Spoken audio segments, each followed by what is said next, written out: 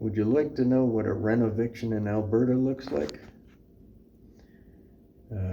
I managed a 4-floor, 35 suite apartment building just off of White Avenue, 109th Street for the past 8 years.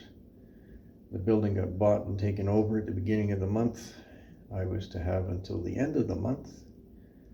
And I just found, well, the day it got taken over, the intercom telephone line got shut off and stayed off. My power was just turned off in my suite, which was included in my remuneration for walking the hallway, stuff like that.